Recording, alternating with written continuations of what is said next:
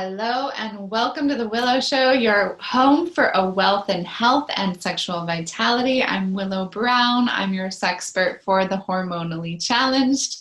And today we are going to be talking about your period, which is very exciting. So if you're still having your menstrual cycle, this will be very interesting for you. If you're no longer having your menstrual cycle, you might want to watch it just anyway, because you probably know some other people who still are. So when we look at the menstrual cycle, we are actually looking at a picture of a woman's health.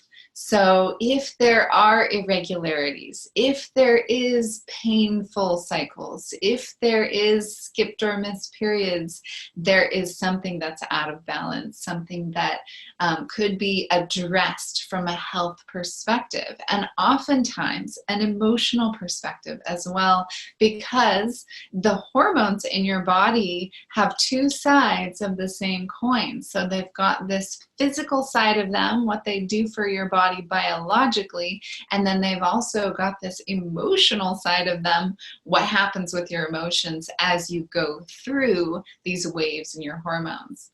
So let's start at the beginning. Let's start with the day one of your cycle. Day one is the day that you start your period.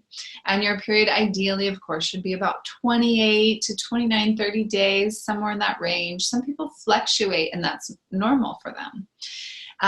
And some people have 2 periods in 1 month, and no period for 3 months, and so that's not so normal. We want to address that and fix that if those are the cases. But when we look at day one, that's the day of reset. That's the day that all your hormones drop back down to baseline. And you get this moment, this reprieve of just coming into stillness and coming into this reset. So I really, really encourage my clients and my patients to take the day and just, maybe they're not able to take the day off of work, or maybe they still need to, do their kids and their family. But what they can do that day is at least, put on a special piece of jewelry or wear the color red, and pay closer attention to nurturing and taking care of themselves during that first and second, sometimes even the third day. Now, if you're someone who gets cramps, really bad cramps on day 2, 1, 2, or 3 of your cycle, then this is going to be extra important for you to take extra time to rest, which could mean not necessarily lying down to take a nap, although if you can do that, please do. But it could just mean putting on more soothing music when you're driving from soccer practice to piano practice. Whatever it is for you in your life, you want to take a little bit more time and consciousness around nurturing and nourishing yourself. Another really important way of nourishing yourself is to eat consciously. So instead of shoveling food in your mouth while you're in the car from this place to that place or between meetings, I would encourage you to actually sit down, chew your food, taste your food, and feel it as it goes down into your body. It's a completely different experience for eating.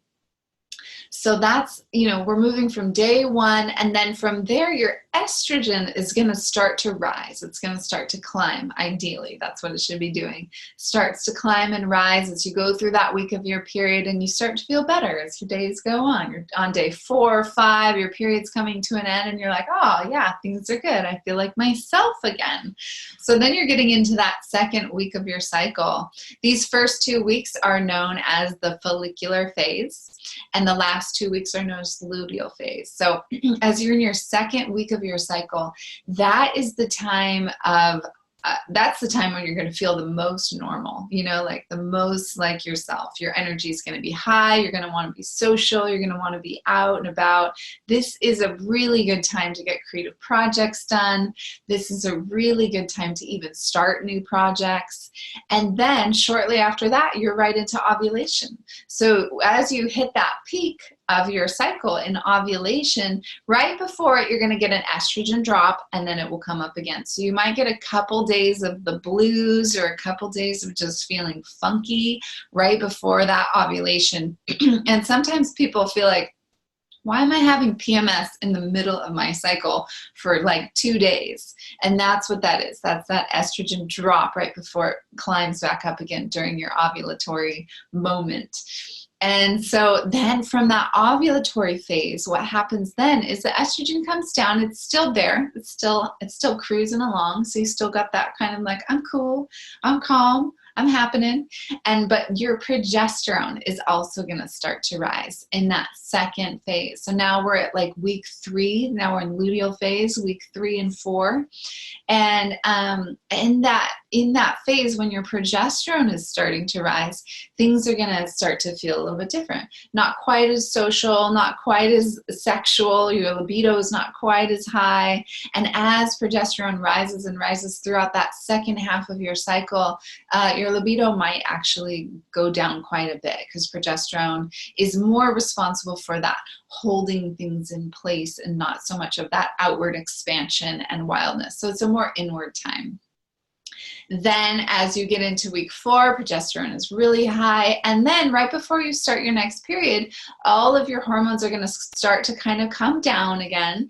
And this is a really good time sexually. This is a really good time to get more into your sensuality. Let your sensual practices of scent and smell and sight and taste and touch and all of these hearing, all of these amazing portals into the present moment, these senses that you have, allow them to really lead your sexual experiences. So if you're with a partner, let your partner know, like, I need a lot more foreplay during this time. I need a lot more touching and lightness and sensuality before I'm going to get turned on and revved up and ready to go, which is the opposite of what happens during ovulation, which is great because that's procreation. So, look at this whole cycle that you go through every single month as a beautiful ride. Instead of like this emotional roller coaster ride, you can really start to see it as this beautiful weaving that happens throughout your life, this beautiful weaving of emotions and hormones that are flowing through your body. I like to think of the hormones as like little elixirs, little tiny cups, little elixirs of medicine, and you can sip from these elixirs of medicine and drink of them and bring them into your body, bring them into your experience of life to make life so much more fun and so much more enjoyable. So if you have any questions at all, please email me, support@Yin Wellness. I'd love to hear your questions or your comments, and I'm sending you all my love. Namaste.